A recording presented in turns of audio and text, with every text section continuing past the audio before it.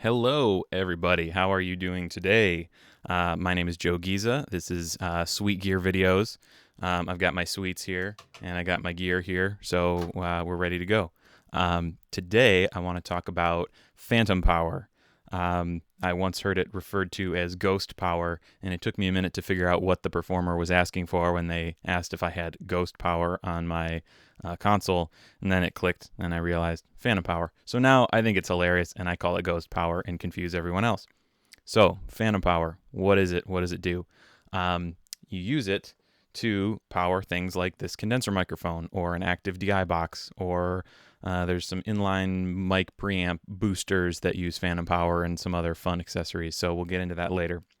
But basically, what happens is with a like this dynamic microphone, the signal is generated by a magnet. There's a magnet inside the mic, and you move a coil back and forth when you sing into the capsule.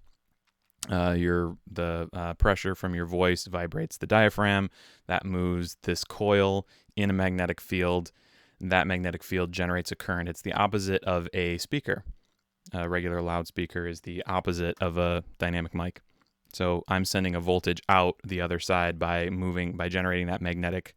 I'm not generating the magnetic field. The magnet's doing that, but I'm generating a current by moving this coil in the magnetic field, right? Simple. Okay.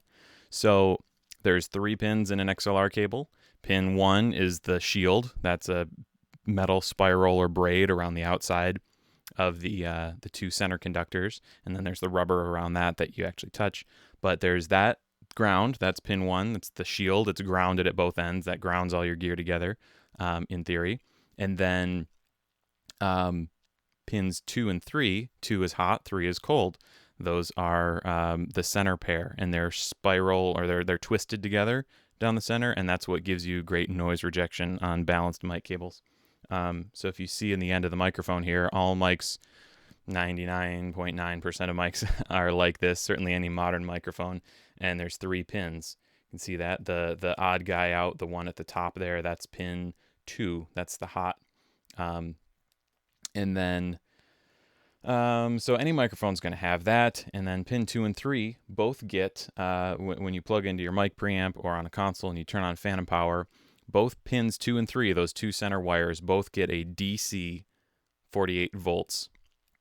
Super low current, but it's 48 volts. And that does some magic in the capsule and polarizes the special capsule inside a condenser microphone. And that's what the console still sees the same differential between those two wires, just like a dynamic mic would. So if you plug the dynamic mic in, pins 2 and 3, there's like this kind of action happening, right? Because it's a AC circuit. It's alternating back and forth. So they're seeing a differential, and a louder, they being the mic preamp, are seeing the differential between those two. So a louder signal, there will be a bigger differential down pins 2 and 3.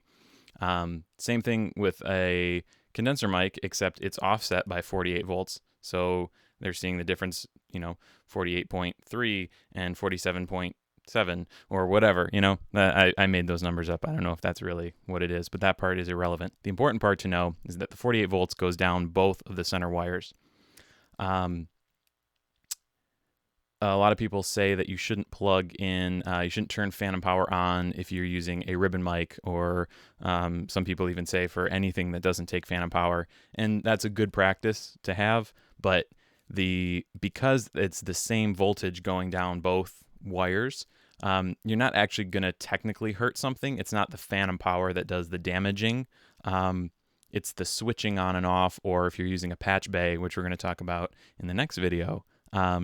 If you patch something, or if the phantom power switches on and one leg of that pin 2 or 3 gets switched to 48 volts before the other one, that current will then travel through the element of the ribbon mic or a dynamic mic, and that can cause problems. The presence of phantom power doesn't hurt anything. It won't hurt. You can plug anything in on the other end. It won't hurt it. It's the switching and everything. So again, best practice is you just don't use it, and that way it's never a problem. In a patch bay, since you're using, for the most part, a TRS connector, the tip is hot. That's pin 1. So that connects first as you insert that plug into the jack. The tip connects first, then the ring, then the sleeve comes home. And so that can give you issues if you've already got a mic patched in on the other end. That can be tricky. So you don't want to do that for the most part. But it's not the phantom power that actually does the damage there. There's another cool thing we talked about. There's some inline preamps. So again, if you have a microphone that has a low output, there's things like the Cloud Lifter or Radial makes one. There's a few other companies that make some little inline preamps that just have a fixed amount of gain, and when you send phantom power to that box, it doesn't let phantom out the other end, but it boosts the signal quite a bit.